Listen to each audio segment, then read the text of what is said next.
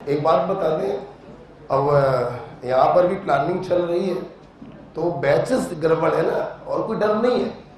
Actually शिक्षा को बंद नहीं किया गया है, बंद नहीं किया गया, बस ये गाइडलाइन आ गई है कि जैसे शादी ब्याह की गाइडलाइन आई है ना कि 100 बच्चे 150 लोग इन्वॉल्व हो सकते हैं शादी बारात, तो वही हम लोगों का भी है। कोचिंग की अलग से कोई गाइडलाइन नहीं आती है, बस जो नॉर्मल गाइडलाइन होती है वही कोचिंग की होती है। तो बस इसीलिए बैच को थोड़ा सा दूर करना है, तो दूसरे बैच में शिफ्ट किया जाएगा, ये ध्यान रखिएगा। जो पीसीबी एडमिशन्स हुए हैं लास्ट में उनको R2 बैच दिया जाएगा, ठीक है। अब आपसे पूछा नहीं जाएगा क्योंकि आपसे पूछने का मतलब वो काम हो ही नहीं पाएगा, तो सीधे से ट्रांसफर किया जाएगा R2 बैच में जो पीसीबी एडमिशन है उनको स्पेशली। खैर बड़ा ओके है, 15-15 मिनट में देखते रहना तो कोई प्रॉब्लम नहीं है ना। अच्छा देखो बेटा, तो बिना टाइम को किल करे हुए हम लोग आगे बढ़ना चाहेंगे। और गैसेस स्टेट में लॉ सारे हो गए हैं, आइडियल गैस इक्वेशन हो गई है। तुम लोगों ने मुझसे जो कल क्वेश्चन पूछे थे मैंने कल ही उसका वीडियो बना दिया था, लेकिन ये जो मूर्ख चंद है ये जा रहे हैं जो, हाँ इन्होंने वो म्यूट वाली बटन दबा दी, तो वीडियो तो पूरा बन गया लेकिन उसमें आवाज नहीं, तो डलवा दे। सॉल्यूशन तो पड़ा हुआ बेटा, हमें दोबारा बनाना पड़ेगा भाई, सॉल्यूशन तो पड़ा होगा ना, बस आवाज नहीं होगी मेरी उसमें, सॉल्यूशन पूरा होगा। आप देख लीजिए उसको, फिर किसी क्वेश्चन मान लो, अरे बोला चल, अब मान लो हमने 19 सवाल बनाए थे कल, हो सकता है 2-4 सवाल समझ में ना आए, दोबारा पूछ लेना। हो सकता है 19 में 15 सवाल आपको समझ में आ जाए। भाई हमारी आवाज नहीं है लेकिन फार्मूला तो लिखा हुआ है ना, कैलकुलेशन तो हमने किया हुआ है ना, आवाज बस मेरी नहीं होगी, म्यूट वाली बटन दब गई, वो गड़बड़ हो गया। खैर तो चलो बेटा बिना समय बर्बाद किए हुए आगे बढ़ते हैं। एनसीईआरटी का एक पॉइंट है पे लोड, ठीक है। देखो जरा बेटा क्या है इसका नाम, व्हाट इज पे लोड। ये एक एनसीईआरटी का पॉइंट है, फिजिक्स में भी हो सकता है पढ़ा हुआ आपने, लिखेंगे maximum mass that can be lifted by a gas filled balloon. Maximum mass that can be lifted by a gas filled balloon. तुम लोगों ने बचपन में ये एक्सपेरिमेंट बहुत किया है। हम लोग जब गुब्बारे लेकर आते थे तो धागे में छोटा सा ईंट पत्थर बांध के देखते थे कि उड़ेगा कि नहीं उड़ेगा। कभी कभी तो ऐसा भी किया है कि गुब्बारे को पकड़ के खड़े हो गए, हम उड़ेंगे कि नहीं उड़ेंगे। यस, किसी गैस से भरा जो गुब्बारा है वो अधिकतम कितने मास को लेकर उड़ सकता है, उस मास को कहते हैं पे लोड। समझेंगे समझेंगे, कुछ नहीं। इधर देखो, जानते हो ये क्या है, ये क्या है, ये एयर है जहां तुम लोग सांस ले रहे हो, एयर में। और ये देखो एयर में ये रहा बैलून, ये बैलून है और बैलून के अंदर कोई गैस भरी हुई है। क्या भरी हुई है? गैस भरी है।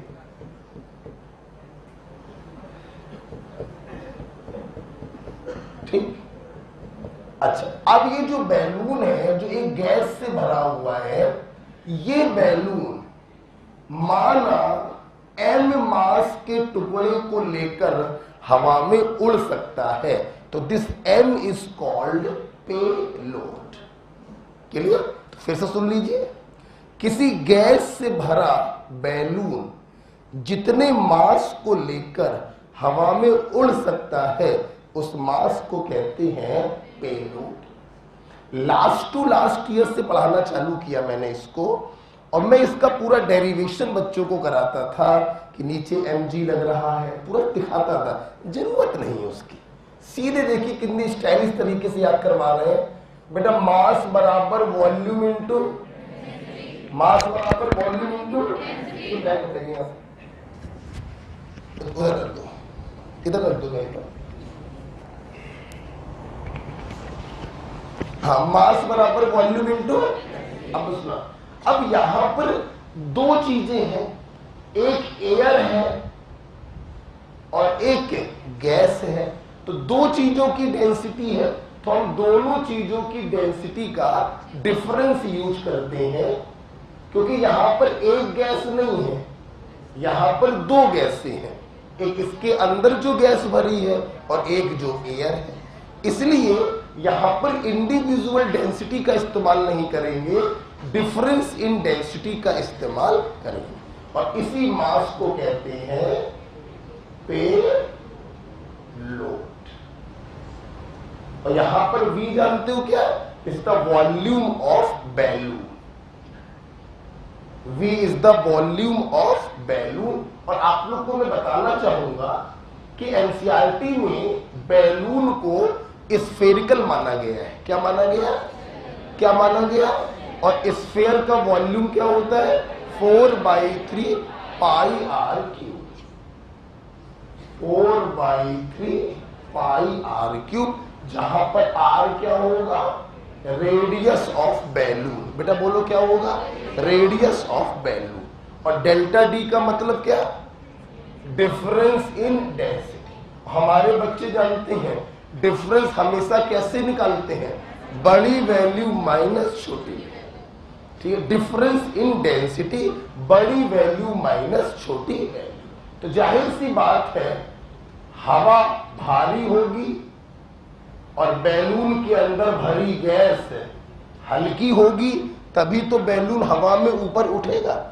जो भारी है उसकी डेंसिटी ज्यादा होगी, जो हल्का है उसकी डेंसिटी कम होगी।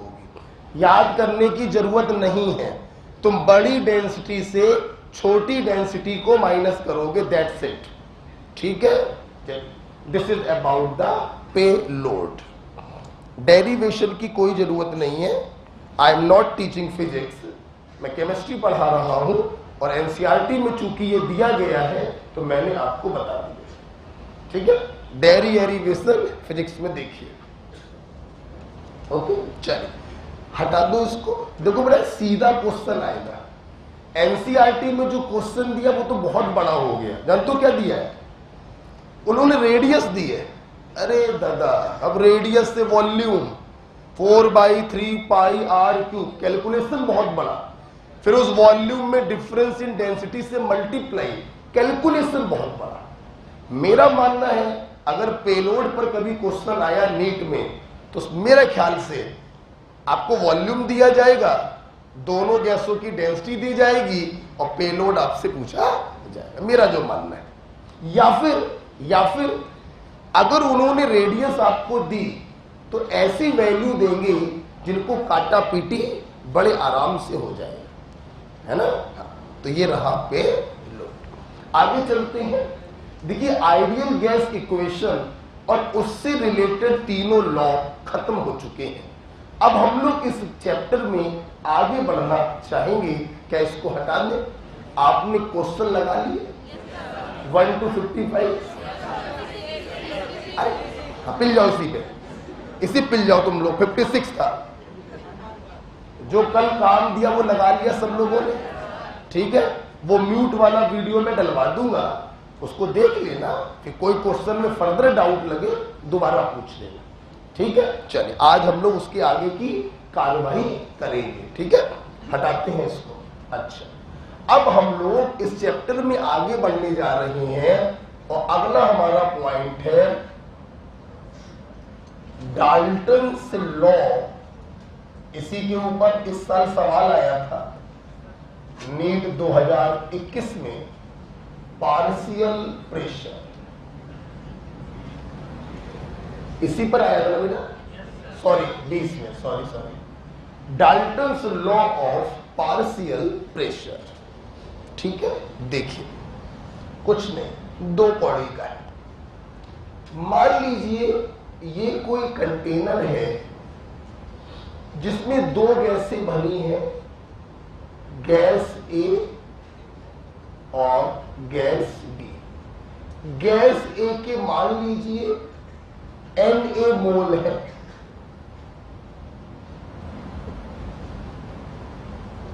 और गैस बी के मान लीजिए Nb मोल्स है। एक कंटेनर है जिसमें 2 गैसें भरी हुई हैं। आपको तो मालूम ही gaseous state is the most random state. Gas के पार्टिकल जो होते हैं वो रैंडम मोशन करते रहते हैं। जब ये रैंडम मोशन करते हैं तो ये बर्तन की दीवारों से टकराते हैं। जब दीवारों से टकराएंगे तो उस पर एक प्रेशर डालेंगे। हाँ, यस, किसी गैस के द्वारा बर्तन की दीवारों पर जो प्रेशर डाला जाता है वही उस गैस का पार्शियल प्रेशर कहलाता है। राइट? सबसे पहला पॉइंट, प्रेशर लिखते रहिए साथ में। Pressure exerted by a gas bracket में due to its random motion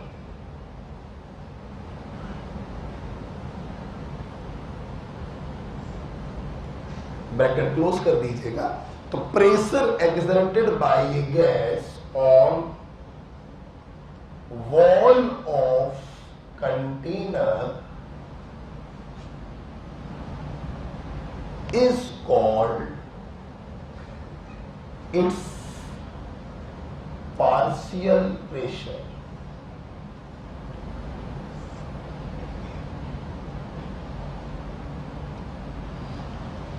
random motion के कारण किसी गैस के द्वारा बर्तन की दीवार पर जो प्रेशर डाला जाता है हम उसी को इसका पार्शियल प्रेशर कहते हैं।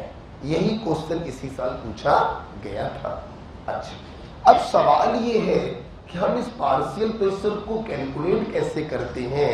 तो बहुत ही आसान है। मान लीजिए गैस ए का पार्शियल प्रेशर Pa और गैस बी का पार्शियल प्रेशर Pb है। तो हम कैसे निकालते हैं, सुन लो बेटा। Pa बराबर होगा mole fraction of that gas multiplied by total pressure of container. Clear? Similarly partial pressure of B बराबर mole fraction of gas B multiplied by total pressure of container. Okay, total pressure हमेशा आपको दिया जाता है। Mole fraction हम निकाल लेंगे उसके मोल बटे टोटल मोल। यस, उसके मोल बटे टोटल मोल। चूंकि बर्तन में 2 ही गैसें हैं तो टोटल मोल होंगे Na प्लस Nb के बराबर। सिमिलरली यहां पर आ जाएगा mole of B upon total mole into total pressure. तो बेटा एक बात बताओ, अगर तुम्हें किसी गैस का पार्शियल प्रेशर निकालना है तो वेट से काम चलेगा या मोल से? और मोल बराबर वेट अपॉन मॉलिक्यूलर वेट। मतलब अगर तुम्हें वेट दिया जाए तो सबसे पहले उसको मोल में बदलोगे, मोल को मोल फ्रैक्शन में बदलोगे और टोटल प्रेशर से मल्टीप्लाई करोगे तो पार्शियल प्रेशर आएगा। इसी साल 2020 में ये क्वेश्चन पूछा गया। ओके, अच्छा एक बात सुनो बेटा, अगर मैं इन दोनों इक्वेशन को डिवाइड कर दूं, क्या कर दूं? डिवाइड। तो partial pressure of a upon partial pressure of b, total pressure से total pressure cancel, total mole से टोटल मोल कैंसिल। तो क्या मैं ये नहीं लिख सकता हूं कि पार्शियल प्रेशर का रेशियो वही होता है जो उनके मोल का रेशियो होता है। सहमत हो या नहीं? पार्शियल प्रेशर का रेशियो वही होता है जो उनके मोल का रेशियो होता है। ओके? पार्शियल प्रेशर का रेशियो वही होता है जो उनके मोल का रेशियो होता है। सोच के बताइए लिखते लिखते। एक बर्तन में दो गैसें भरी हैं जिनका रेशियो है 2:3 बाई मोल। तो बताइए पार्शियल प्रेशर का रेशियो क्या होगा? 2:3। जो मोल का रेशियो होगा वही पार्शियल प्रेशर का रेशियो होगा। कोई प्रॉब्लम किसी को नहीं? चलिए आइए इसी पर एक स्टेप आगे बढ़ते हैं। सुनना, हमारी हेडिंग क्या पढ़ी है? Dalton's law of partial pressure. वो मैंने नहीं पढ़ाया अभी तो मैंने तुम्हें यह सिखाया कि पार्शियल प्रेशर किसे कहते हैं और पार्शियल प्रेशर को कैसे कैलकुलेट करते हैं। अब सवाल ये उठता है कि Dalton's law of partial pressure क्या कहता है, तो सुन लो पहले फिर लिखवा देंगे। According to this law, total pressure of a gaseous mixture is equal to summation of partial pressure of each gas. This is called Dalton's law of partial pressure. मतलब Dalton's law के according total pressure is equal to partial pressure of A plus partial pressure of B plus partial pressure of C and so. This single line statement is called Dalton's law of partial pressure. Okay, तो आइए एक दूसरा point और लिख लेते हैं, फिर numerical question करते हैं। ठीक है, दूसरा पॉइंट और लिख लो, इसी के नीचे लिखेगा कंटिन्यू आप। ठीक है, इसी के नीचे लिखिए, लिखो बेटा, लिखो। टोटल प्रेशर, ऐसे नहीं, सॉरी, ऐसे लिखो।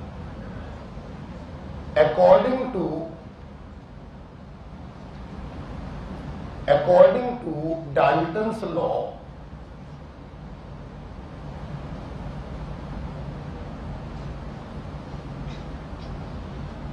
total pressure of a gaseous mixture is equal to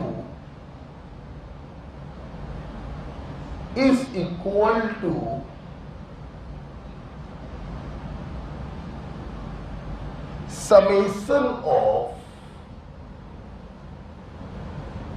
partial pressure of each gas। इसी लॉ को कहते हैं Dalton's law of partial pressure. That is total pressure is equal to partial pressure of A plus partial pressure of B plus partial pressure of C and so on. Okay, चल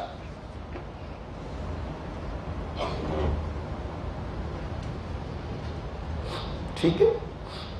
तो एक बात बताओ, अगर किसी बर्तन में दो गैसें भरी हैं, तुम्हें टोटल प्रेशर मालूम है और एक गैस का पार्शियल प्रेशर मालूम है, तो दूसरी गैस का पार्शियल प्रेशर कैसे निकालोगे? टोटल प्रेशर में पहली गैस के पार्शियल प्रेशर को माइनस कर देंगे तो दूसरी गैस का पार्शियल प्रेशर आ जाएगा। ठीक है, चल हटा, इसको हटाते हैं, एक सवाल करते हैं हम लोग। ठीक है, चल एक क्वेश्चन कर लेते हैं, हर साल कराते हैं सवाल ये। इस साल हमने कुछ चेंज नहीं किया है, अगर आप ध्यान से देखो, मैं हर साल अपने क्वेश्चनों की वैरायटी को चेंज कर देता हूं। इस साल क्या चेंज करें? इस बार जोड़ना तो कुछ है ही नहीं, हटाना और है ऊपर से। मेरी सीटें इतनी बढ़िया होती थी, सब सीटों को बर्बाद करना पड़ रहा है इस साल। अब जो एडवांस क्वेश्चन उनको हटाना पड़ रहा है, तीनों एक्सरसाइज को मिलाना पड़ रहा है, तो इस पर कुछ जोड़ना नहीं है, सिर्फ चीजों को हटाना ही हटाना है। ठीक है। एक सवाल आया, एक बर्तन है जिसमें दो गैसें भरी हैं, SO2 और O2, और दोनों का वेट बराबर है, W ग्राम। ठीक, ओके बेटा, दोनों का वेट क्या है? बराबर। सवाल पूछा, अगर कंटेनर का टोटल प्रेशर 15 एटमॉस्फेयर है तो कैलकुलेट पार्शियल प्रेशर ऑफ बोलो ईच गैस। ये सवाल आया, सिंपल क्वेश्चन है। मुझे बस इतना बता दो, पार्शियल प्रेशर निकालने के लिए हमें मोल फ्रैक्शन चाहिए, और मोल फ्रैक्शन के लिए हमें मोल चाहिए, जबकि दिया क्या गया है? वेट। क्या करें? बोला करो। सबसे पहले दोनों गैसों की क्या निकालें? मोल्स। मोल्स बराबर वेट इन ग्राम अपॉन मॉलिक्यूलर वेट। सहमत हो कि नहीं? वेट इन ग्राम अपॉन मॉलिक्यूलर वेट। सहमत हो कि नहीं? अब हमें पार्शियल प्रेशर निकालना, आइए निकालें। पार्शियल प्रेशर ऑफ SO2 बराबर मोल्स ऑफ SO2, बोला करो साथ में, अपॉन बोलो total moles of SO2 into total pressure. बताओ सहमत हो कि नहीं? बताइए, फार्मूला लगा दिया मैंने, mole fraction into total pressure. और मोल फ्रैक्शन कैसे निकालोगे? उसके मोल बटे टोटल मोल। क्लियर? सॉल्व करना है, सॉल्व करिए। W से W कैंसिल, ऊपर आया 1/64, नीचे बोलो, नीचे कितना आएगा? 3/64। 3/64, 64 से 64 कट गया, तो 15 गुणे 1/3 बोले तो 5।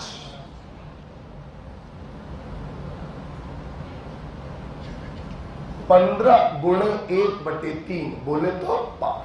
जल्दी से बताओगे, अगर SO2 का 5 आ गया तो O2 का कितना होगा? ऐसे निकालोगे या 15 में से 5 को माइनस कर दोगे? 15 में से 5 को माइनस कर देंगे। ऐसे निकाल कर अपने समय को क्यों बर्बाद करोगे? जब दो ही गैसें भरी हैं, एक का पार्शियल प्रेशर अगर 5 है तो गारंटी है दूसरे का पार्शियल प्रेशर 10 होगा। एम आई राइट? तो समय बर्बाद नहीं करेंगे, दिमाग का यूज करेंगे। पार्शियल प्रेशर ऑफ O2 बराबर total pressure minus partial pressure of SO2। 15 minus 5 बराबर 10 एटमॉस्फेयर। एम आई राइट डियर? ओके, चल ठीक है। अच्छा, एक ऐसा अगला पॉइंट देखेंगे, डाल्टन्स लॉ को लेकर एक पॉइंट लिखिए, steam distillation. Steam distillation is based on Dalton's law. Steam distillation is based on Dalton's law। और बेटा तुम लोग स्टीम डिस्टिलेशन हमसे पढ़ोगे प्यूरिफिकेशन ऑफ ऑर्गेनिक कंपाउंड में, और बड़ी खुशी होती है हमको। आप YouTube पे सर्च करिएगा, purification of organic compound by Vikas Porwal. हमने पढ़ाया था ये। नीट 1 में भी सवाल आया और नीट 2 में भी सवाल आया। इस साल नीट के पेपर 2 बार हुए, मालूम है कि नहीं? मालूम है कि नहीं? तो नीट 1 में भी सवाल आया था नोट से, P² = L², और नीट 2 में भी सवाल आया था नोट से। इंपॉर्टेंट चैप्टर है, पढ़ाएंगे आपको। ठीक है। तो स्टीम डिस्टिलेशन जो होता है वो किस लॉ पर आधारित है? Dalton's law. सीखेंगे। Altitude sickness, hot air is lighter than cold air, cylinder का फटना, स्टीम डिस्टिलेशन, क्लियर हो गया? Next point, next point, this law is valid only for non-reacting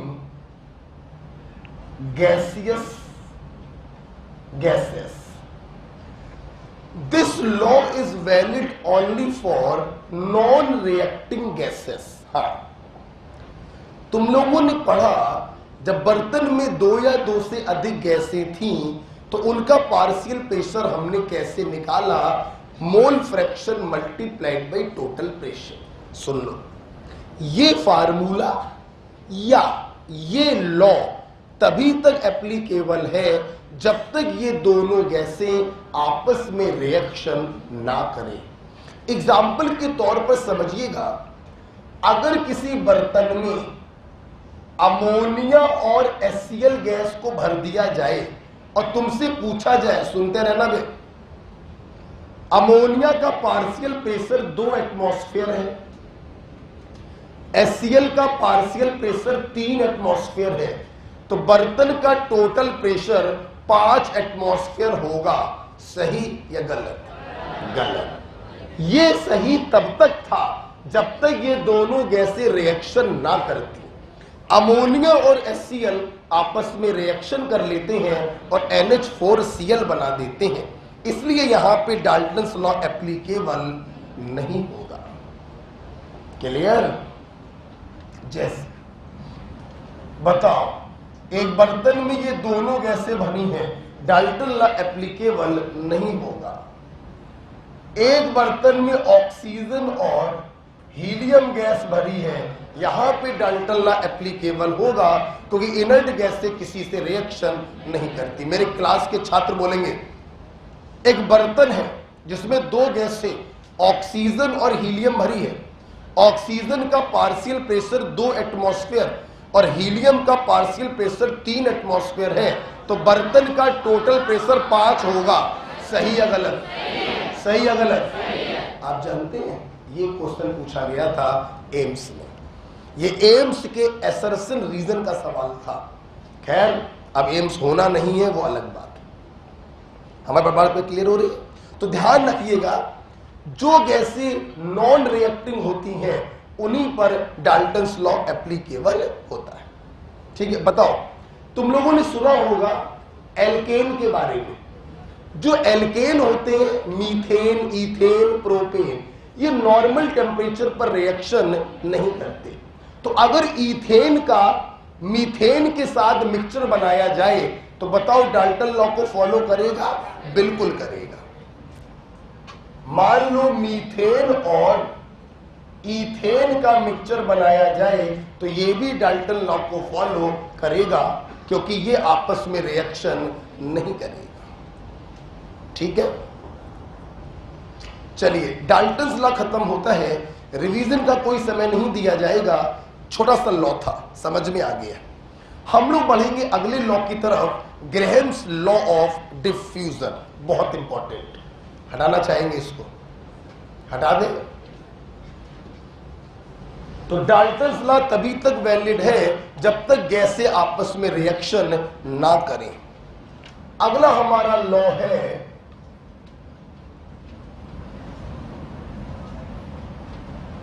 ग्रेहम्स law of, चाहे बोलो डिफ्यूजन और चाहे बोलो इफ्यूजन। अच्छे समझना, ये डाल्टन से भी ज्यादा इंपॉर्टेंट है, ये डाल्टन से भी ज्यादा इंपॉर्टेंट है। बहुत सवाल आते हैं इसके। देखिए, सबसे पहले मैं अपने छात्रों को एक बेसिक डिफरेंस डिफ्यूजन और इफ्यूजन में बताना चाहता हूं। सुनिएगा, मैंने यहां पर परफ्यूम की बोतल खोली और अपनी बॉडी पर स्प्रे किया, थोड़ी दूर बैठे एक आदमी को भी उसकी खुशबू आई। This is diffusion. बोलो क्या? Diffusion. Spontaneous mixing of gas is called diffusion. बात समझ में आ रही? जब दो या दो से अधिक चीजें आपस में स्पॉन्टेनियसली मिक्स हो जाती हैं तो उसे हम लोग सिंपल डिफ्यूजन कहते हैं। लेकिन सिलेंडर में एलपीजी गैस भरी है, किसी ने उसमें साइकिल की चाबी बाइक की चाबी उसमें डाली और गैस निकली, तो एक छोटे से छेद से जब गैस निकलती है then the process is called diffusion. तो डिफ्यूजन इफ्यूजन है सेम, थोड़ा सा डिफरेंस होता है। अगर गैस किसी स्मॉल ऑरिफिस से रिस रही है then that phenomena is called effusion. और अगर छेद को हटा दिया जाए, गैसें स्पॉन्टेनियसली मिक्स हो रही हैं, then the phenomena is called diffusion. Perfume की बोतल खोली, परफ्यूम बॉडी पे डाला, थोड़ी दूर बैठे एक व्यक्ति को उसकी खुशबू आई, the process is diffusion. Cylinder में बाइक की चाबी डाली और एलपीजी निकल रही है उसके अंदर से, the process is called diffusion. Okay, तो मैं आज के बाद चाहे डिफ्यूजन बोलूं चाहे इफ्यूजन बोलूं, मतलब दोनों का सेम है। ठीक है, फिर भी मैं एक सेंटेंस आपको लिखवा देता हूं। ठीक है, तो लिख लो एक सेंटेंस, लिख लो। स्पॉन्टेनियस, इसके और भी एग्जाम्पल हो सकते हैं इफ्यूजन के। बैठे बैठे सोचिए, हम बोलना नहीं चाहते, ठीक है, समझ में आ गया है ना? उस फिनोमिना में डिफ्यूजन भी है और इफ्यूजन भी है। शुरुआती फिनोमिना इफ्यूजन है, बाद का डिफ्यूजन है। नहीं समझ पा रहे? हमारे छात्र समझ गए, बहुत होशियार हमारे छात्र हैं और धार्मिक भी बहुत है। आप पर डिस्कस मत करो, घर पे जाके सोचना, सहेली से बात करना बताइए। सुनना, spontaneous mixing of gases is called diffusion. Bracket में लिख सकते हो, जैसे फ्रेगनेंस ऑफ परफ्यूम जो फैल रही है पूरे कमरे में,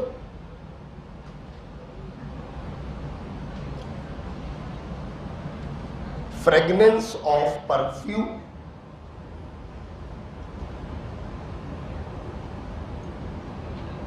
तो spontaneous mixing of gases is called diffusion. While gradual movement through an orifice,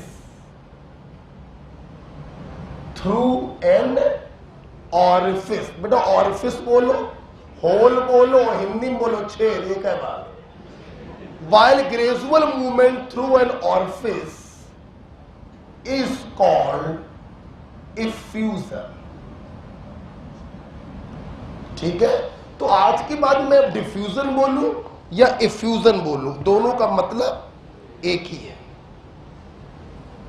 ठीक है, चल अब हम लोग डिफ्यूजन इफ्यूजन को ये गोली मारो।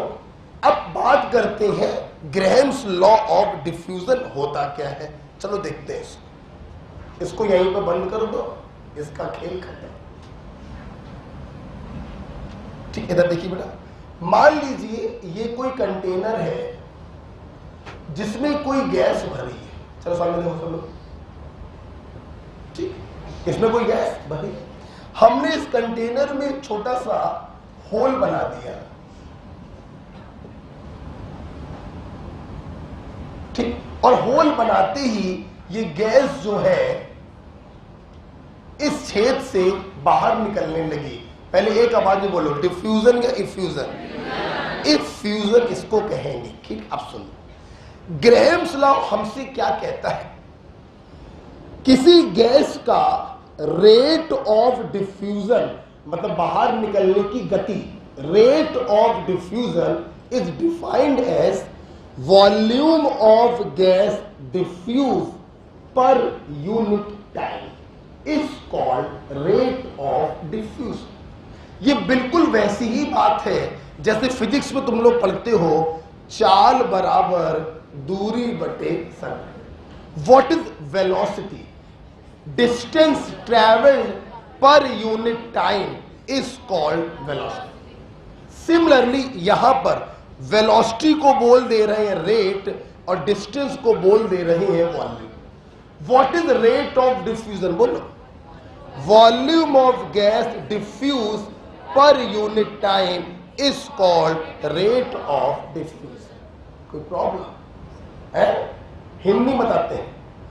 1 सेकंड में किसी गैस का जितना वॉल्यूम डिफ्यूज हो जाता है उसी को रेट ऑफ डिफ्यूजन कहते हैं। आओ वेलोसिटी को समझते हैं। 1 सेकंड में चली गई दूरी को वेलोसिटी कहते हैं। 1 सेकंड में डिफ्यूज हुए वॉल्यूम को रेट ऑफ डिफ्यूजन कहते हैं। कोई प्रॉब्लम है क्या? कोई प्रॉब्लम है क्या? लिखवा दें? चलिए लिखेंगे, डब्बे के बगल में लिखिए रेट ऑफ डिफ्यूजन, या ऑफ कोर्स इसी को क्या बोल सकते हो? Diffusion is defined as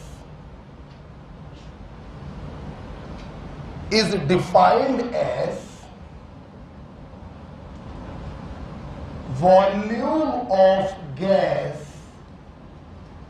diffused per unit time।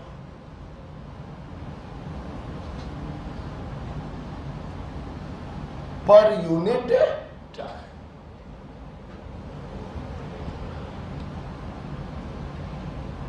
Rate of diffusion या effusion is defined as volume of gas diffuse per unit time. ठीक है, चलिए इसका फार्मूला बना लेते हैं। तो रेट ऑफ डिफ्यूजन बराबर volume of gas diffuse per unit time. क्या मैंने अपने छात्रों को डेफिनेशन से फार्मूला और फार्मूला से डेफिनेशन बनाना सिखाया? जल्दी बताओ। बटे के नीचे जो लिखा होता है उसे क्या मान लेते हैं? वन। डिनोमिनेटर को क्या मान लेते हैं? वन। कोई अंग्रेजी में नहीं बोलेगा, हिंदी में बोलना। रेट ऑफ डिफ्यूजन की डेफिनेशन बनाओ। 1 सेकेंड में किसी गैस का जितना वॉल्यूम डिफ्यूज होता है वही उस गैस का रेट ऑफ डिफ्यूजन कहलाता है। हिंदी में जो सीखता है वही असली सीखता है।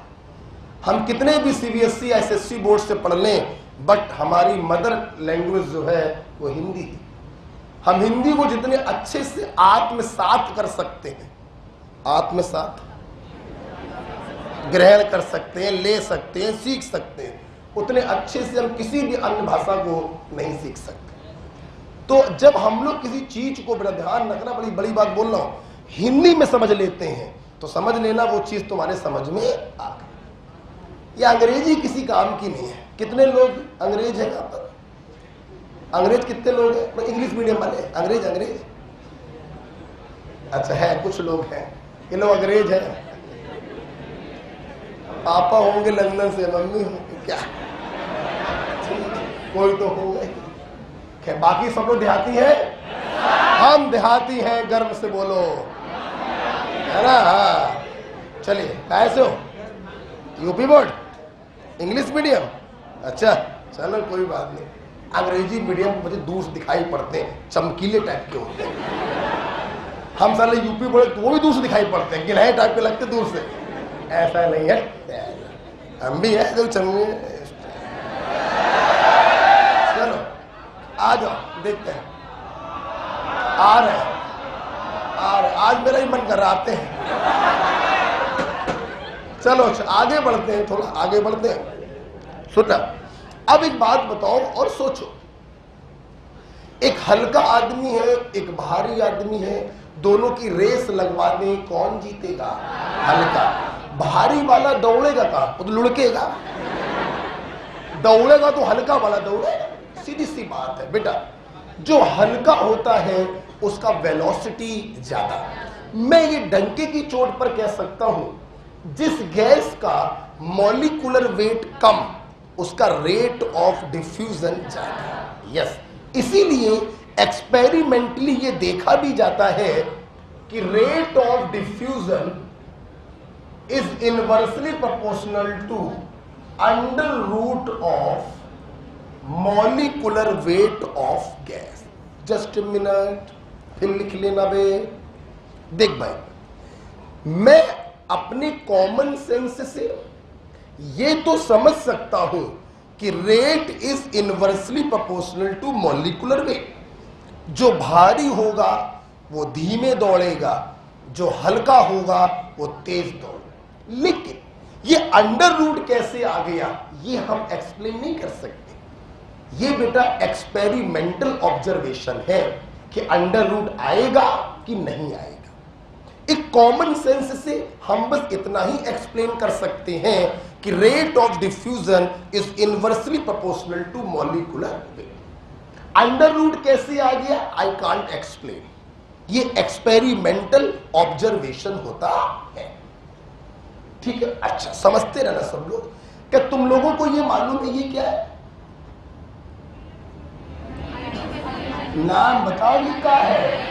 Ideal gas equation. अच्छा, अगर हम प्रेशर और टेम्परेचर को कांस्टेंट कर दें, ये तो जन्म से जब से पैदा हुआ कांस्टेंट है, तो molecular weight is directly proportional to, तो जहां पे मॉलिक्यूलर वेट लिखा है हम वहां पर उसकी डेंसिटी भी लिख सकते हैं। किसी को कोई आपत्ति है क्या? ये देख बे, डब्बे के अंदर जो बंद है वो रेट ऑफ डिफ्यूजन का डेफिनेशन लिखा है, और डब्बे के बाहर factor affecting rate of diffusion inversely proportional to under root of molecular weight, inversely proportional to under root of density. कब? जब प्रेशर और टेम्परेचर क्या होंगे? कांस्टेंट। डब्बे में इसको ही बंद कर लो, और eight constant pressure and temperature, ठीक है। चाय इतनी गंदी लेके आया था। चल, ओके बेटा। तो देखिए, अच्छा सही से बताओ, क्या अभी तक तुमने ग्रेहम्स लॉ में कुछ याद किया? नहीं, आगे भी कुछ भी नहीं करोगे। अब देखो, मैं पूरा ग्रेहम्स लॉ बस यहीं से खत्म करने जा रहा हूं। पेन कॉपी बंद करो और सामने देखो, लिखना कुछ नहीं है। अब सीधे क्वेश्चंस की प्रैक्टिस करनी है, ठीक है। पेन बंद करिए, बताए। तो एक बार सभी लोग मुझे बता दो, रेट ऑफ डिफ्यूजन को डेफिनेशन क्या है? Volume diffuse per unit time. It is inversely proportional to under root of molecular weight, inversely proportional to under root of density at constant pressure and temperature. सहमत हो? अब चलो देखो, pen बंद कर दो, सबने लिख लिया, देखो। अच्छा एक बात बताओ, जब तक मैं रब कर रहा हूं, क्या तुम लोगों को मालूम है हम लोगों ने आइडियल गैस, बॉयल, चॉल्स और एमंटन्स में सारे क्वेश्चनों को कैसे किया था? कैसे किया था? आइडियल गैस लिखते थे, जो कांस्टेंट होता उसे काट दो, बची हुई चीज को पकड़कर इक्वेशन बना दो। एम आई राइट? यही डिक्टो काम ग्रेहम्स लॉ के सारे क्वेश्चनों में करते हैं। बड़ी दिक्कत देता है पढ़ाने में। सुनना, जैसे तुम सवाल पढ़ोगे, सवाल पढ़ने में तुम्हें इस चीज का एहसास हो जाएगा कि ग्रेहम्स लॉ का ये क्वेश्चन किसको किसको को रिलेट कर रहा है। तुम उन दोनों चीजों को पकड़ोगे और इक्वेशन डेवलप कर दोगे, ठीक। जैसे मान लो, सवाल समझना, बेन कॉपी बंद कर दो, सीधे हो, कुछ लिखना नहीं है बे। सवाल आया, gas a molecular weight Ma, gas b molecular weight Mb। Gas ए का rate of diffusion gas b से 2 गुना है। कहने का मतलब हमने रेट ऑफ डिफ्यूजन में रिलेशन दिया और गैस के मॉलिक्यूलर वेट को बता दिया। तो तुम्हें इसको और इसको पकड़कर अपनी इक्वेशन बनानी है। सोचिए, rate is inversely proportional to under root of molecular weight. सामने देखो, तो क्या मैं ये नहीं लिख सकता R1 is inversely proportional to under root of M1? बोलो हाँ या ना, समझना, हम समझा रहे हैं। And R2 is inversely proportional to under root M2? बोलो हाँ या ना। अगर मैं इन दोनों को डिवाइड कर दूं तो क्या मेरी एक इक्वेशन ये डेवलप नहीं हो जाएगी? It is M2 by M1। बोलो हाँ या ना। खत्म खत्म। हमने रेट को पकड़ा और मॉलिक्यूलर वेट को पकड़ा और अपनी एक इक्वेशन डेवलप कर दी। Rate is inversely proportional to under root of molecular weight. देखो बे, R1 M1 के इनवर्सली है, R2 M2 के इनवर्सली है, और दोनों चीजें अंडर रूट के अंदर। सहमत हो कि नहीं? और समझते हैं, और समझते। सवाल आया, सवाल आया। 2 गैसें हैं ए और बी, समझना। 5 सेकंड में गैस ए जितनी डिफ्यूज हो रही है, बताइए 5 ही सेकंड में गैस बी का कितना वॉल्यूम डिफ्यूज होगा? समझना। अच्छा, 5 बोल मत बे, 5 सेकंड में ये 200 ml डिफ्यूज हो रही है और सवाल पूछ रहा है कि 5 ही सेकंड में ये कितने ml डिफ्यूज होगा। मतलब एग्जामिनर ने टाइम को क्या कर दिया? क्या कर दिया? वो वॉल्यूम को वेरी करा रहा है मॉलिक्यूलर वेट के साथ। बताओ इक्वेशन क्या बनेगी? V1 अपॉन V2 बराबर अंडर रूट M2 अपॉन, ऐसे बनाई होगी, ऐसे बनाई होगी। समझ में आया कि नहीं? वॉल्यूम मॉलिक्यूलर वेट के इनवर्सली है। बोलो हाँ या ना। बोलो इक्वेशन कैसे बनाने समझ में आया? अब तुम बताना मुंह जवानी, खुद सोचना और बताना मुंह जवानी। कोई गैस ए है, इसका 500 ml डिफ्यूज होने में 1 घंटा लगता है या T1 समय लगता है। तो गैस बी का 500 ml डिफ्यूज होने में कितना समय लगेगा? तो ये बताओ कांस्टेंट क्या हो गया? वॉल्यूम। वेरी क्या हो रहा? तो टाइम को पकड़ो और मॉलिक्यूलर वेट के साथ इक्वेशन बना दो। बताओ क्या बनेगा? T1 by T2 is equal to M1 by M2, क्योंकि डायरेक्टली प्रोपोर्शनल है। तो this is M1 by M। बोलो हाँ या ना। Is it clear? पक्का हो रहा बेटा? अब अगला तुम लोग बनाओगे, बताना बताना। एक गैस ए है, इसका T1 सेकंड में V1 वॉल्यूम डिफ्यूज हो रहा है, और एक गैस B है, बताओ इसका T2 सेकंड में कितना वॉल्यूम डिफ्यूज होगा? पहले ये बता, कुछ कांस्टेंट है? वॉल्यूम भी वेरी, टाइम भी वेरी। इसको पकड़ेंगे और इसके साथ इक्वेशन बनाएंगे। बोलो हाँ या ना। सामने देखो, सामने देखा सब लोग, दिखा रहे हैं बस आपको। V1 upon T1 is something like this, बोलो। और V2 upon T2 is something like this, बोलो हाँ या ना। दोनों को क्या करते हैं? तो हमारी क्वेश्चन क्या बनेगी? V1 by T1 into T2 by V2 is equal to under root M2 by M। बोलो हाँ या ना। क्लियर हुआ कि नहीं? खत्म। This is actually Graham's law. कुछ नहीं है ग्राहम्स लॉ में, यही इक्वेशन होती है और इन्हीं को पकड़कर हम अपनी इक्वेशन डेवलप कर लेते हैं। जैसे मॉलिक्यूलर वेट के साथ बताया, वैसे ही तुम डेंसिटी के साथ भी बता सकते। अभी समझ में आया? पक्की बात। तो अब मैं कोई लिखवाता एक मतलब नहीं, ना लिखने दूंगा, लिखने भी नहीं दूंगा। चलो फिर से हो जाए एक बार। चलो बताओ, सामने देखो, मुझे फार्मूला चाहिए सीधे, मुंह जवानी बताना। गैस ए का rate of diffusion gas B का 4 गुना है। बताइए फार्मूला किसको किसको लेके बनाओगे? आर और मॉलिक्यूलर वेट। फार्मूला बोलो।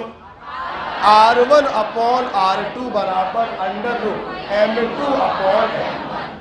कोई प्रॉब्लम? सवाल नंबर 2, 1 घंटे में किसी गैस का V1 वॉल्यूम डिफ्यूज हो रहा है। बताइए एक ही घंटे में दूसरी गैस का कितना वॉल्यूम डिफ्यूज होगा? अंकित बोलो। वॉल्यूम चेंज हो रहा है ना। V1 अपॉन V2 बराबर under root M2 upon M1। समझ में आ रहा है? फिर बताना।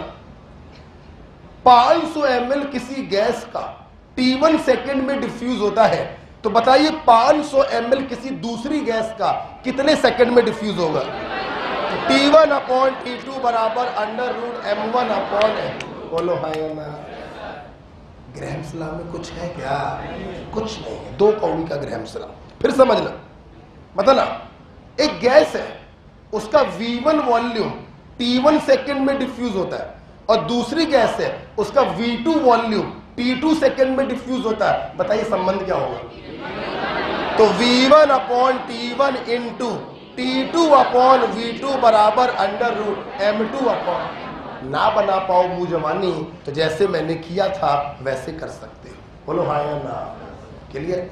ये चाय बहुत ही खराब थी, बाहर से लेकर उठाओ मत, रखे रहने तो बाद में चला जाएगा, नहीं गिरेगी। हम लोग को संभाल के रखे, ठीक है? जाओ अच्छी से लेके आओ।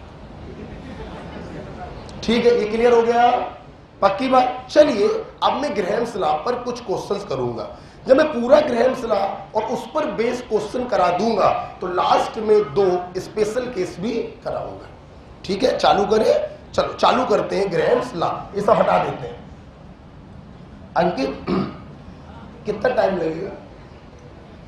अच्छा बस, मेरा पढ़ाने में मन नहीं लग रहा है एक्चुअली, बेमन से पढ़ा रहे हैं। चाय आ जाती है तो एनर्जी आ जाती है। एनर्जी की बहुत जरूरत है जीवन में, हर काम में। एनर्जी नहीं तो कोई काम में कोई फायदा नहीं। क्या थके थके से लगो? आगे बढ़े।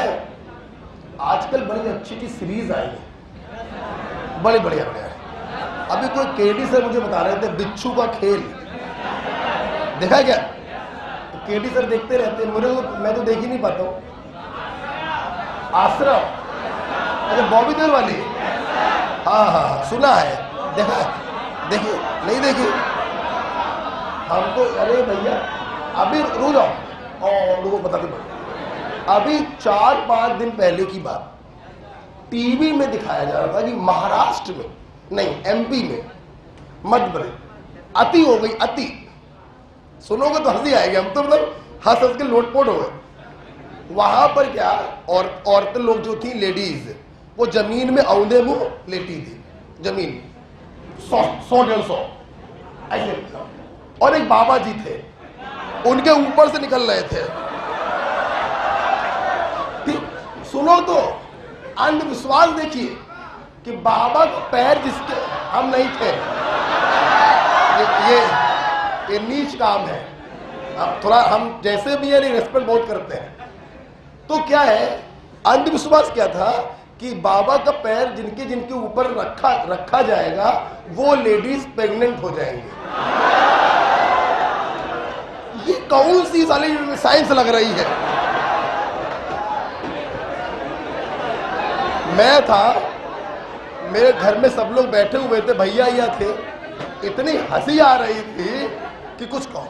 आज के जमाने में, आज का जमाना 21वीं सदी चल रही है, 20वीं सदी चल रही है, और इस प्रकार के अंधविश्वास अभी भी है। कितने बाबा पकड़े जा चुके हैं?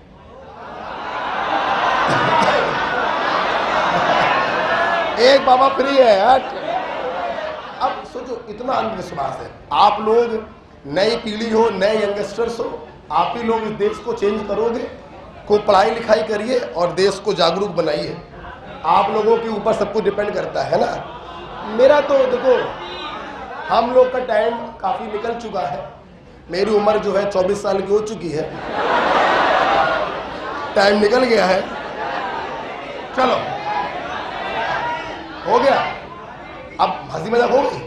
आओ अब इसमें आ जाओ। चलो मैं देखो, अब बोलो बेटा, अब बस हो गया। अभी परसों नरसों टीवी में आ रहा था तो मैंने आपको बता दिया। आई बेटा, अब हम लोग ग्रहण सलाह पर क्वेश्चंस करते हैं। क्वेश्चन नंबर 1 देखिए,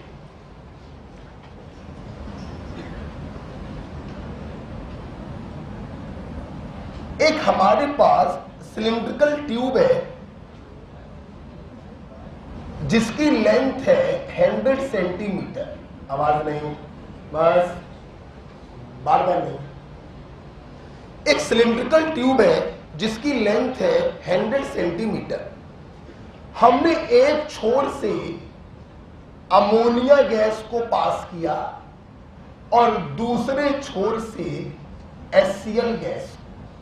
देखिए बेटा, आपको मैं बताना चाहूंगा, अमोनिया HCl के साथ मिलकर NH4Cl व्हाइट फ्यूम्स का फॉर्मेशन करती है, सफेद रंग का दिखाई पड़ने लगता है। जब ये दोनों मिलेंगे, जहां पर मिलेंगे वहां पर सफेद रंग दिखाई पड़ेगा। तो तुम्हारे मेडिकल में क्वेश्चन आया, ये सफेद रंग कहां पर बनेगा?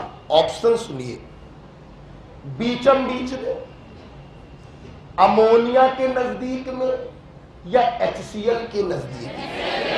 ये क्वेश्चन आपसे पूछा गया। चलिए सामने देखिए, बोलिए और ये मत, चुपचाप बैठिए। अमोनिया का मॉलिक्यूलर वेट 14 और 3 17 और HCl का मॉलिक्यूलर वेट 36 पॉइंट। अब खुद लगाओ दिमाग, एक तरफ से हल्का आदमी भाग रहा है और एक तरफ से भारी आदमी भाग रहा है। ज्यादा दूरी कौन तय करेगा? हल्का। इसलिए जितने समय में अमोनिया ज्यादा दूरी तय करेगा उतने समय में HCl कम दूरी तय करेगा। तो व्हाइट फ्यूम्स का फॉर्मेशन नियर HCl एंड होगा। बोलो कहां होगा? HCl and. बताओ सहमत हो कि नहीं? सहमत हो? अमोनिया तेज भागेगा, ज्यादा दूरी तय करेगा, HCl धीमे भागेगा, कम दूरी तय करेगा। तो व्हाइट फ्यूम्स का फॉर्मेशन नियर HCl एंड होगा।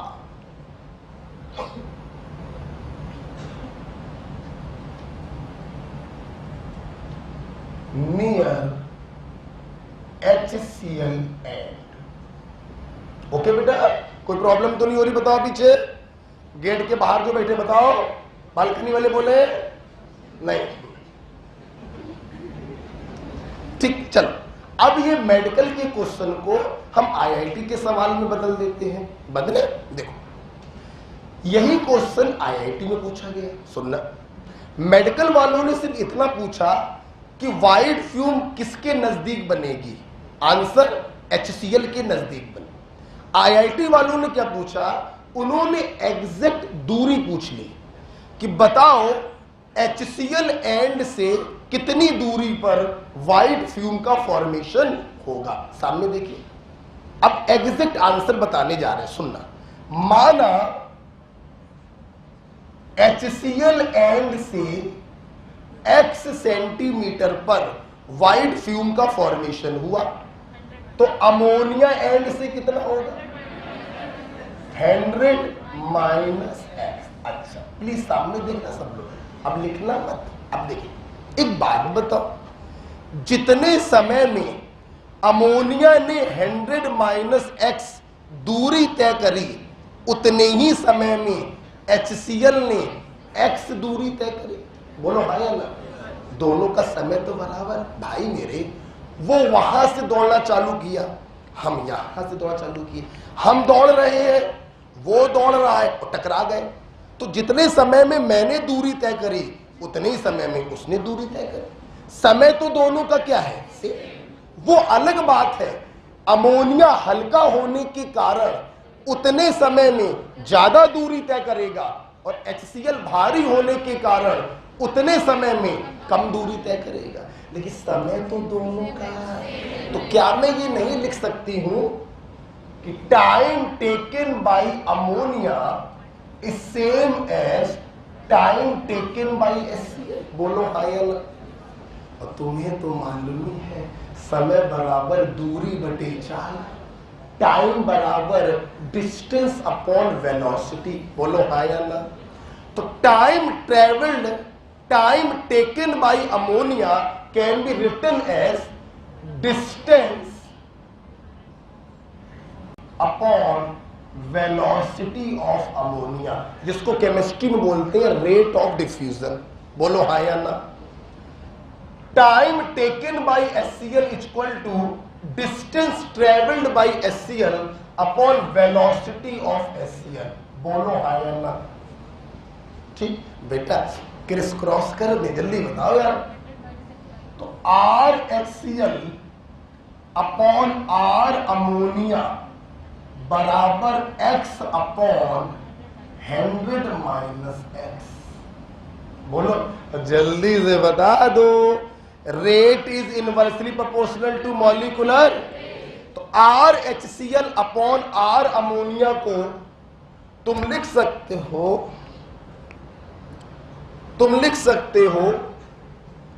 Under root molecular weight of ammonia upon molecular weight of HCl बराबर x अपॉन 100 माइनस x। बोलो हाँ या ना। मॉलिक्यूलर वेट ऑफ अमोनिया 17 और HCl 36.5 बराबर x upon 100 minus x। Solve करिए, दोनों तरफ का स्क्वायर कर x की वैल्यू निकालिए। यहां से x की जो वैल्यू आएगी that is your answer. Clear? Okay. ये क्वेश्चन IIT में आया था। क्या सवाल में कोई दम थी बच्चों? बताओ।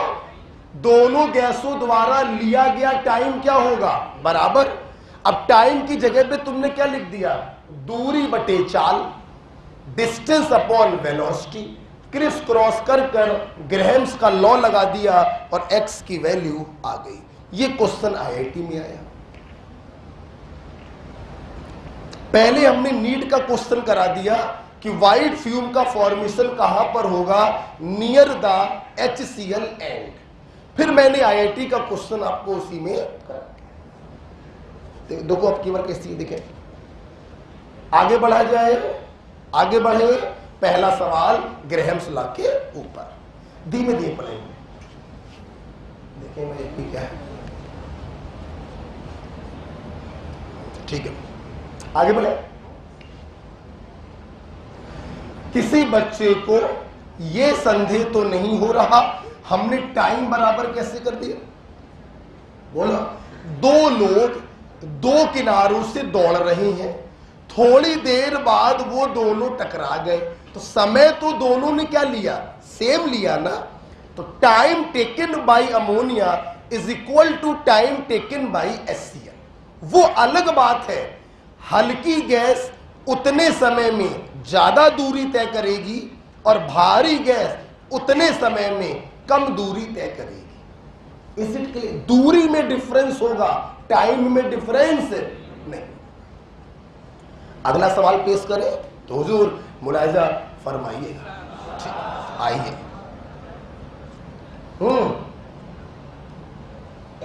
कोई डाउट है? बताइए। वॉल्यूम। अब वॉल्यूम इसलिए नहीं कर सकते हैं कि भाई यहां पर हमने गैस के वॉल्यूम को फिक्स कर दिया है। वॉल्यूम का क्या यूज है? वॉल्यूम एरिया इंटू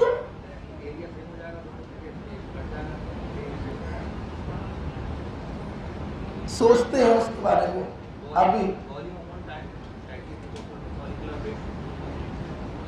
तो लंबा पड़ जाएगा तरीका का है। तो देखते हैं, सॉल्व करके देखते हैं उसको। ठीक है, इसको हटा दें। जरा और देखो, सोचिए बेटा उसके बारे में। आइए जरा एक दूसरे क्वेश्चन को देखो, ये भी बड़ा अच्छा क्वेश्चन है बेटा। क्वेश्चन है, हमारे पास एक बैलून है छोटा सा, जिसमें हीलियम गैस भरी है। आवाज ना करो, सवाल देखो। एक बैलून है छोटा सा जिसमें हीलियम गैस भरी है, और हमारे पास एक टैंक है बड़ा सा।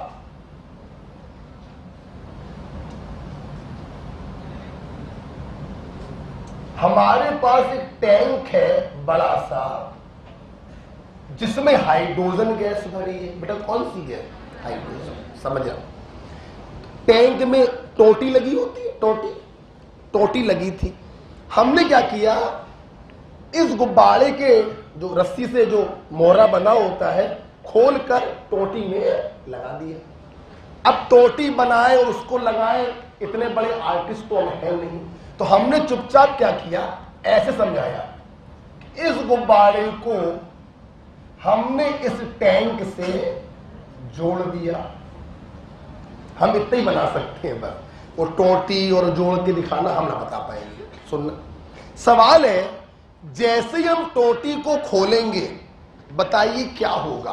ऑप्शन सुनो, लिखो मत। बैलून फूलेगा, बैलून पिचकेगा, बैलून उतने ही साइज का रहेगा। None of these. बोलो। जैसे ही टोटी को खोलेंगे बैलून फूलेगा, बैलून पिचकेगा, बैलून पे कोई फर्क नहीं पड़ेगा। None of these. बोलो बोलो। पक्का? कैसे? हीलियम का मॉलिक्यूलर वेट 4, बोलो हाँ या ना। हाइड्रोजन का 2, तो इसका रेट ऑफ डिफ्यूजन ज्यादा और इसका रेट ऑफ डिफ्यूजन कम। निकलेगी गैस कम, आएगी गैस ज्यादा, तो बैलून फूलेगा। M right? फिर देख लीजिए, जब स्टॉप कॉक को खोलोगे तो हीलियम जाएगी कम, हाइड्रोजन आएगी ज्यादा। जब हाइड्रोजन आएगी ज्यादा तो इसके अंदर मोल्स ऑफ गैस बढ़ने लगेंगे। मोल्स ऑफ गैस बढ़ेगा तो बैलून का साइज भी। और ये क्यों हो रहा है? क्योंकि इसका मॉलिक्यूलर वेट 4 है और इसका मॉलिक्यूलर वेट 2। ओके, तो हम लिखेंगे size of balloon increases because amount of gas in balloon increases। Balloon में गैस का अमाउंट बढ़ने लगेगा, इसलिए बैलून का साइज भी बढ़ने लगेगा। ओके, मैं उम्मीद करता हूं तुम्हें ग्रैहम्स लॉ समझ में आया है। अगला सवाल करोगे? अगला सवाल मैं ग्रैहम और डाल्टन दोनों को मिलाकर दे रहा हूं, सोच के बताइएगा। सवाल पेश करें। आइए, एक अगला सवाल हम पेश कर रहे हैं डाल्टन और ग्रैहम्स को मिलाकर। हटाएं इसको, देखिए अगला क्वेश्चन। सवाल सुन लीजिए।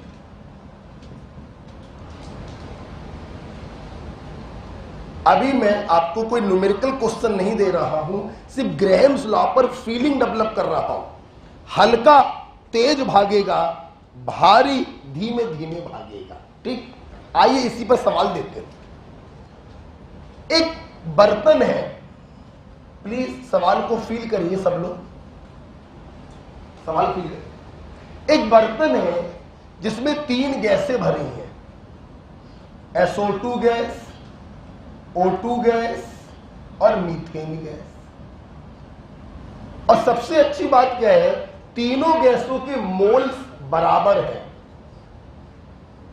5 मोल 5 मोल 5 मोल। सब लोग बोलेंगे, सब लोग बोलेंगे। अगर मोल बराबर है तो तीनों के मोल फ्रैक्शन भी, तो तीनों के पार्शियल प्रेशर भी, मतलब तीनों के पार्शियल प्रेशर बराबर होंगे, कोई प्रॉब्लम नहीं किसी को, बहुत अच्छी बात। अब सुनना, एग्जामिनर ने सवाल बनाया कि क्या हुआ, हमने इस कंटेनर में एक छोटा सा छेद कर दिया, एक छोटा सा छेद कर दिया, सुन रहे ना, ये छेद हमने 10 सेकंड के लिए किया, कुछ समय के लिए किया, और फिर हमने इस छेद को बंद कर दिया। क्या कर दिया? सवाल समझना, हमने इस कंटेनर में कुछ सेकंड के लिए एक छेद किया और फिर मैंने उस छेद को बंद कर दिया। तो बताइए, छेद बंद करने के बाद गैस के पार्शियल प्रेशर का ऑर्डर क्या होगा? क्या अभी भी वही रहेगा? बताओ। सबसे ज्यादा पार्शियल प्रेशर अब किसका होगा? सोच लो, सोच लो। SO2 या CH4? पक्का? कौन एक्सप्लेन करेगा? चुपचाप।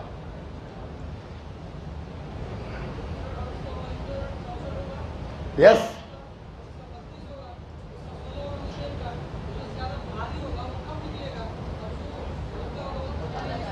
बिल्कुल सही बता दिया ना भाई, बहुत ही सिंपल सी बात है। आप देखिए, SO2 का मॉलिक्यूलर वेट कितना है? 64, O2 का 32, CH4 का। जब तुमने कुछ समय के लिए छेद किया और छेद को बंद कर दिया, जो भारी है वो थोड़ा निकलेगा।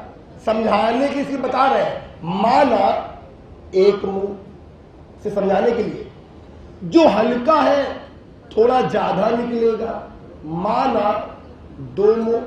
जो सबसे हल्का है वो सबसे ज्यादा निकलेगा, माना 3। तो इसका मतलब ये हुआ, जब थोड़ी देर के लिए छेद करके तुमने उसको बंद कर दिया तो SO2 कम निकला, बचा ज्यादा, O2 ज्यादा निकल गया, बचा कम, CH4 बहुत ज्यादा निकल गया, बचा बहुत कम। तो छेद बंद करने के बाद बर्तन में सबसे ज्यादा कौन होगा? SO2। जिसके मोल सबसे ज्यादा होंगे उसका पार्शियल प्रेशर भी सबसे। मतलब छेद करने के बाद तुमने जब छेद बंद किया तब पार्शियल प्रेशर का ऑर्डर होगा SO2 का सबसे ज्यादा, O2 का उससे कम और CH4 का सबसे कम। पहले बताओ, सवाल समझ में आया? बोलो, बैठो। फिर से बच्चे मेरे बोलेंगे, रुक जाओ, रुक जाओ। पहले सबके मोल क्या थे? बराबर। तो सबका पार्शियल प्रेशर क्या होगा? बराबर। अब हमने कुछ समय के लिए एक छेद किया और छेद को बंद कर दिया। तो कुछ समय के लिए जो छेद किया है उतने समय में SO2 थोड़ी निकलेगी, O2 ज्यादा निकलेगी, CH4 बहुत ज्यादा निकलेगी। मतलब बर्तन में SO2 सबसे ज्यादा बचेगी तो SO2 का पार्शियल प्रेशर सबसे ज्यादा होगा। CH4 सबसे कम बचेगी तो CH4 का पार्शियल प्रेशर सबसे कम होगा। बताओ हाँ या ना? ओके, बताओ बेटा, क्लियर हो रहा बेटा? अच्छा, तो ये ऑर्डर आया है जब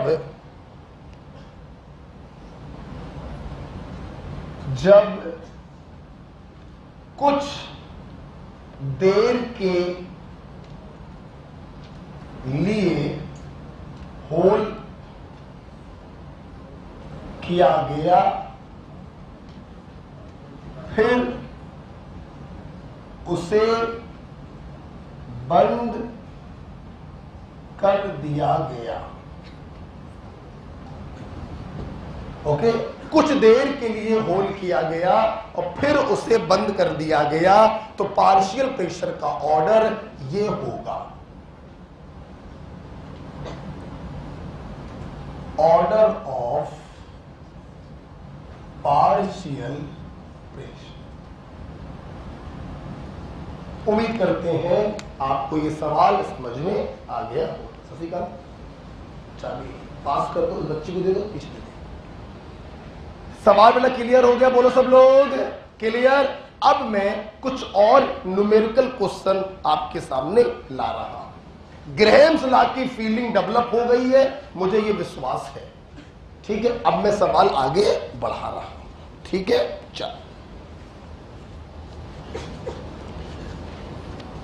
चलिए अगला सवाल हम पेश कर रहे हैं हुजूर। देखिए सब लोग, हटा दें इसको, लिखो बेटा। ये सवाल हमने ऐसी देहाती भाषा में समझा दिया, कोई दिक्कत तो नहीं, लैंग्वेज नहीं लिखी है, समझ में आ गया ना। कुछ देर के लिए एक होल किया, फिर उस होल को बंद कर दिया, तो अब बताइए पार्शियल प्रेशर का रेशियो क्या होगा। उम्मीद करते हैं समझ में आ गया होगा। ओके बेटा, चल आगे बढ़े। हटा दे उसको, बताओ तुम बताओ, लिख लिया, हटा दे। अगला क्वेश्चन लिखेंगे, लिखिए अगला क्वेश्चन लिखते हैं। ग्रैहम्स लॉ बड़ा इंपॉर्टेंट है, काफी सारी वैरायटी के सवाल कराते हैं। आप देखिए, कैलकुलेट द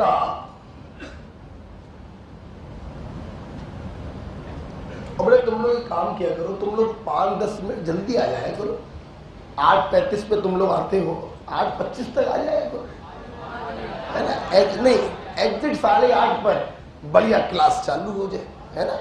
तो टाइम पर आया करो, 8:25 8:20 तक पूरी क्लास सेटल हो जाए, हम 8:30 पर प्रवेश कर जाए, है ना। टाइम पे आया करो। Calculate the molecular weight of gas X which diffuses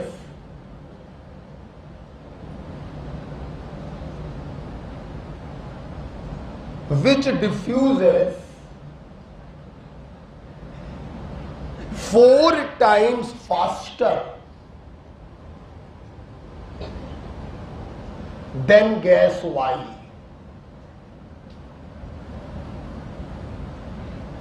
which in turn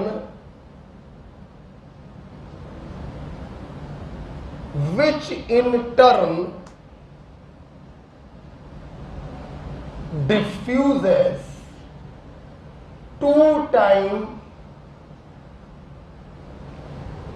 faster than gas Z, full stop। Bracket में given molecular weight of gas Z is 128। ठीक है, तुम लोग प्रयास करोगे कि मैं करूं? करोगे क्या? तो हम 30 सेकंड देंगे, बस करो। सबसे पहले सवाल को क्या करना, सिंबलाइज करो।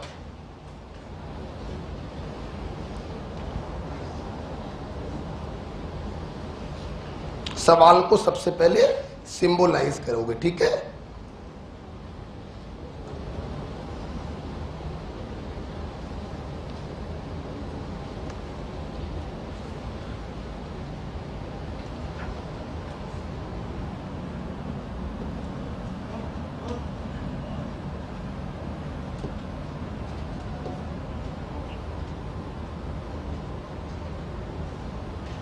आराम से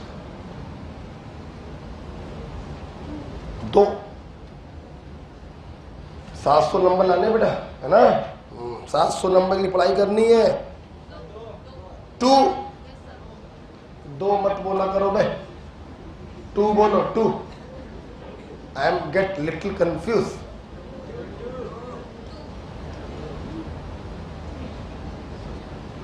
हाँ भाई हर्ष बताओ।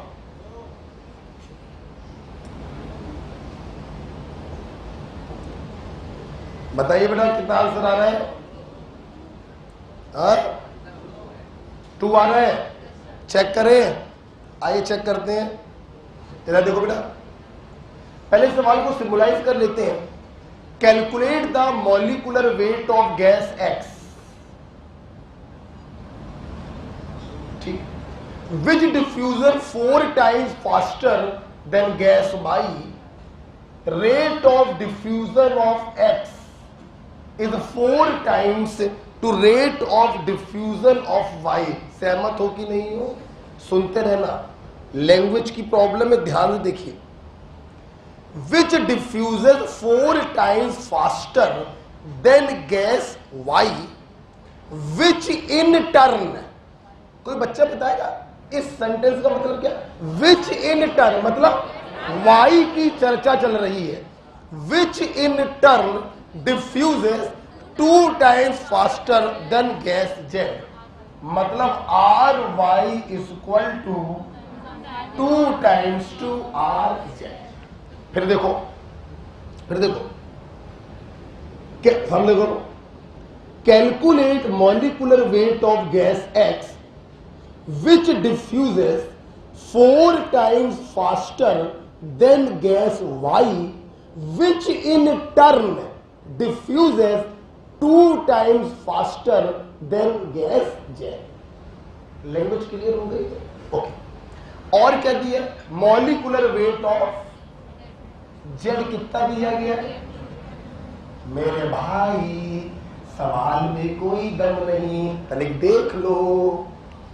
जेड का मॉलिक्यूलर वेट दिया और एक्स का मॉलिक्यूलर वेट पूछा, तो सबसे पहला काम ये होगा रेट ऑफ एक्स और रेट ऑफ जेड में रिलेशन बनाया जाए। देखिए सामने देखिए, आर वाई की ये वैल्यू मैं यहां पे रख दूं, बोलो, तो आर एक्स बराबर आ जाएगा 8 आर जेड। सहमत हो कि नहीं हो? तो सबसे पहले मैंने ये रिलेशन प्रूफ किया, तो R X upon R Z बराबर 8s2। ठीक है, मैंने इस आर वाई की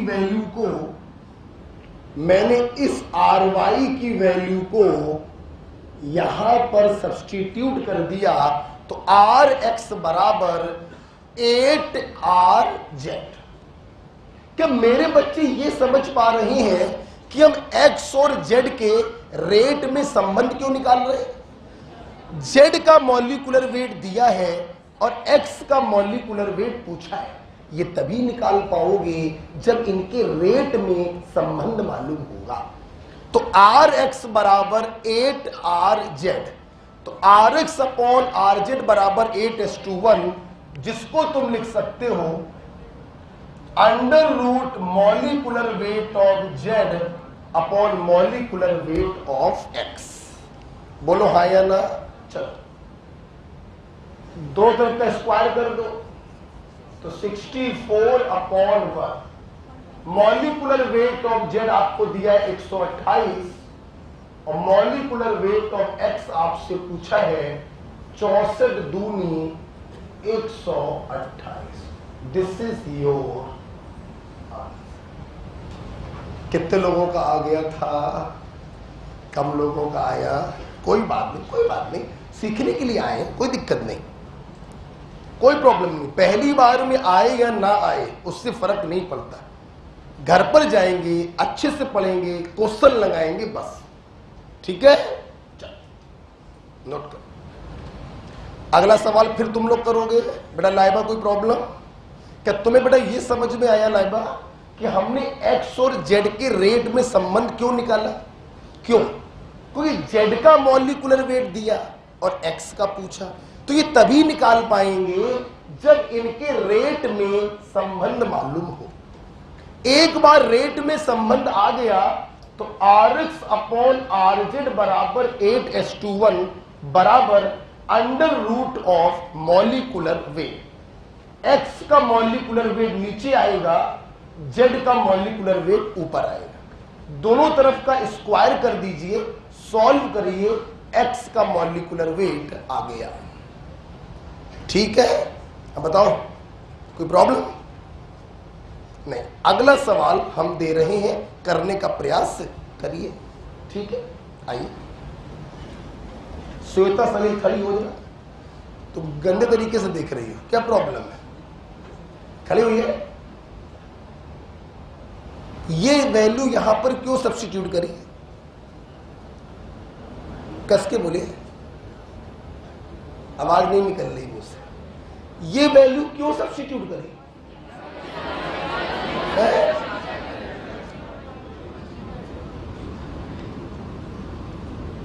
एक्स और जेड के मॉलिक्यूलर वेट में रिलेशन निकालना है। ये रिलेशन आप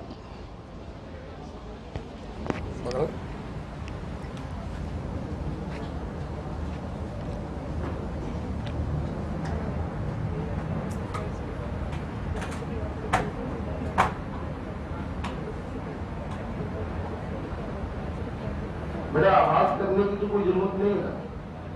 हो सकता है, ठीक है, कोई प्रॉब्लम हो सकती है, हाल तो होनी नहीं चाहिए। 4 बार बोल दिया मैंने तो बताइए जरा। रेट ऑफ डिफ्यूजन में जब रिलेशन मालूम होगा तभी तो मॉलिक्यूलर वेट में रिलेशन आएगा। तो ये R1 अपॉन R2 बराबर √m2 अपॉन m। तुम्हें जेड का मॉलिक्यूलर वेट दिया गया, एक्स का मॉलिक्यूलर वेट पूछा गया, तो ये तभी निकाल पाओगे जब तुम्हें एक्स की रेट और वाई की रेट में रिलेशन मालूम हो। तभी तो फार्मूला लगाओगे Rx अपॉन RY बराबर √my अपॉन mx। अब Rx और RY में रिलेशन कैसे निकालें? हमने RY की जगह उसकी वैल्यू 2RZ सब्स्टिट्यूट कर दी, तो Rx बराबर आ गया 8RZ। Z को नीचे ले जाइए, Rx अपॉन RZ बराबर 8:1। इसके जगह पर मैंने लिख दिया √mz अपॉन mx। दोनों तरफ का स्क्वायर करिए, सॉल्व कर दिए। ठीक है, आराम से जाइए घर पे, दोबारा समझिए, बैठे। आगे बढ़ते हैं। अगला सवाल जरा देखेंगे। अगला सवाल तुम लोग करोगे, हम करें? तुम लोग करोगे, करिए, लिखिए।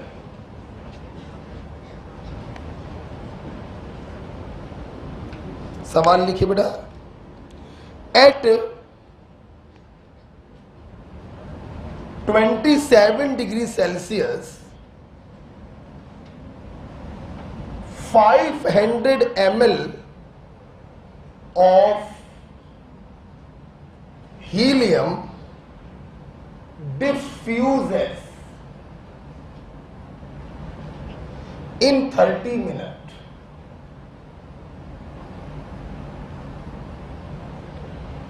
Full stop. What is the time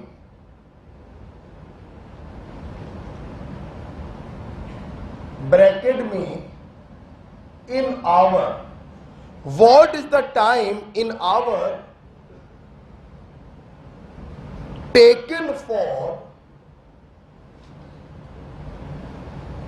100 ml of SO2 to diffuse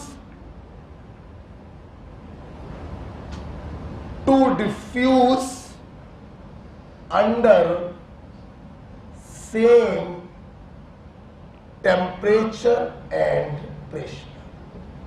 करिए, खुद सोचिए और खुद करिए। मैं कुछ नहीं बताऊंगा, आपको 1 मिनट दे रहे हैं।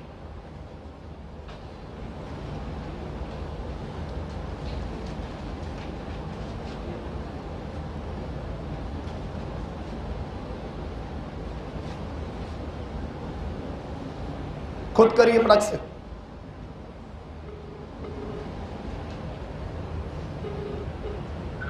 हाँ डॉक्टर साहब क्लास में। नहीं छुट्टी नहीं, मैंने कहा कोई बात तो नहीं है, बताओ।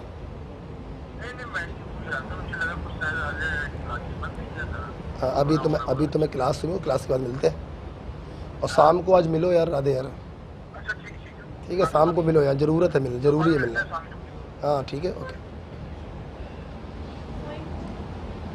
हाँ भाई, एक दीदी ने बताया 0.4, दीदी बहुत अच्छी है, तबीयत ठीक है।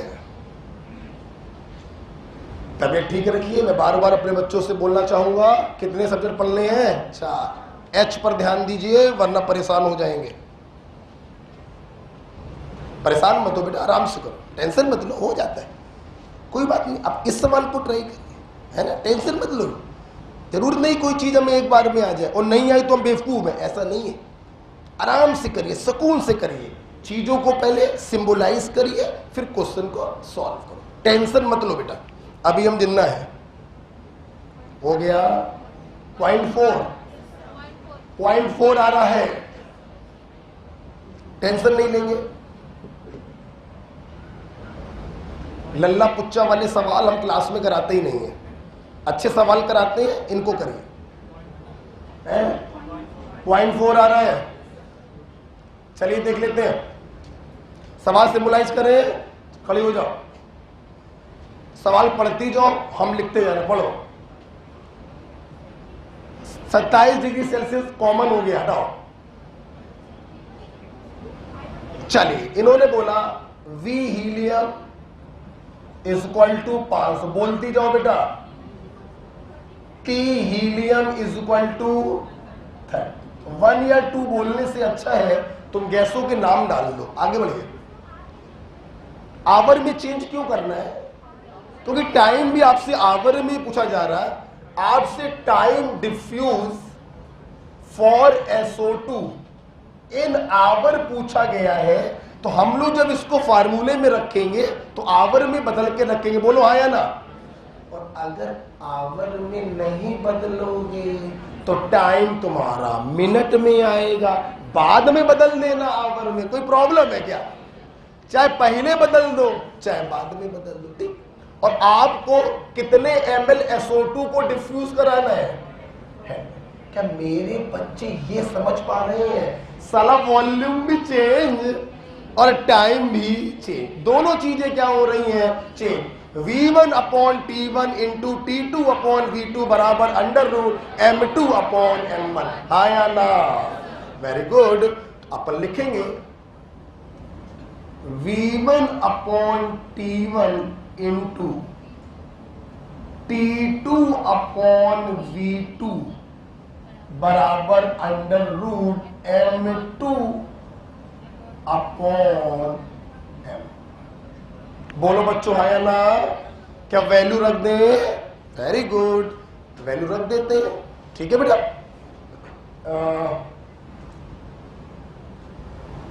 बेटा यहां पे रख रहा हूं मैं वैल्यू, चलो बोलो। V हीलियम बोलो मैं 500। अब टाइम को चाहे आवर में रख दो तो आंसर सीधे आवर में आ जाएगा, बोलो बेटा।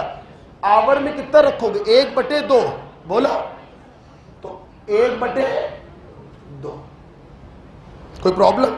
इनटू T2 निकालना है अपॉन V2 बोलो 100 बराबर अंडर रूट 64 अपॉन 4। बोला करो बेटा। तो 100 से ये आ गया 5 और 4 से ये क्या आया?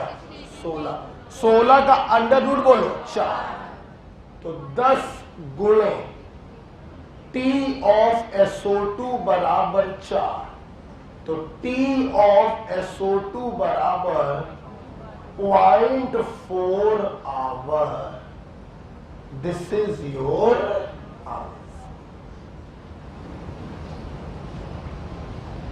ठीक है। आराम से करें। कितने लोग का आ पाया था? चलिए, एक इस बार काफी लोग का आगे आएगा, धीरे धीरे आएगा बेटा। कोई चीज कठिन अगर है, मान लो, वैसे है नहीं, लेकिन मान लो है, तो उसको सरल करने का तरीका क्या है? छोड़ दो, छोड़ दो, नहीं उस पर और पिल जाओ। जैसे ही उस पर और पिलोगे वो कठिन चीज क्या हो जाएगी? सरल। अगर तुमने उसको छोड़ दिया तो वो जीवन में कभी तुम्हें नहीं आएगी, ठीक है। खिला के यूजेस लिख लीजिए।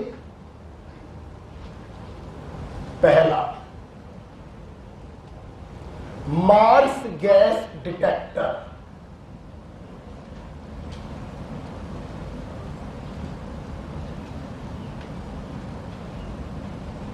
मार्स गैस किसको कहते हैं? मीथेन को। कोयलों की खानों से निकल पड़ती है marsh gas.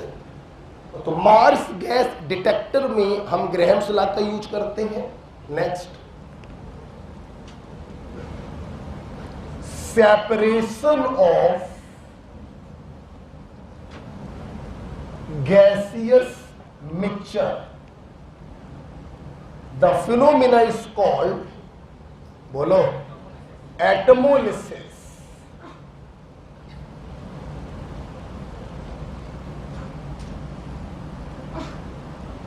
The phenomena is called atomolysis.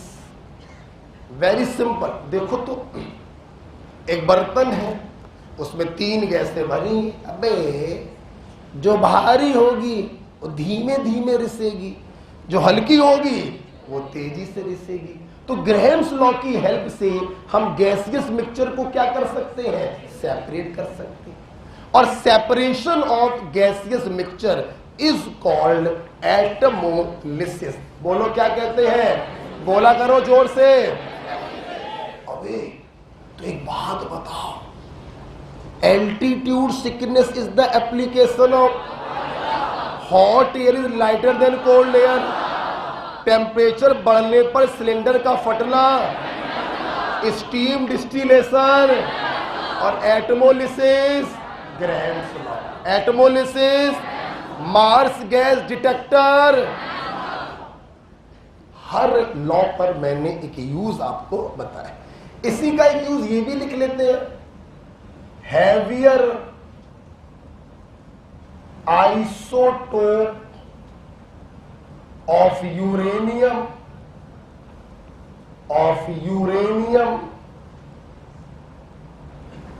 can be separated. Same phenomena है, जिसका एटॉमिक वेट ज्यादा होगा वो धीमे धीमे रिसेगा, और जिसका एटॉमिक वेट कम होगा वो तेजी से रिसेगा। तो इनको भी क्या कर लेंगे? सेपरेट कर लेंगे। तो marsh gas detector, separation of gaseous mixture, separation of heavier isotope of uranium, ये सारी चीजें किस पर बेस्ड है? ग्रेहम्स लॉ ऑफ डिफ्यूजन पर बेस्ड। ओके, इस प्रकार से ग्रेहम्स लॉ क्या होता है? खत्म।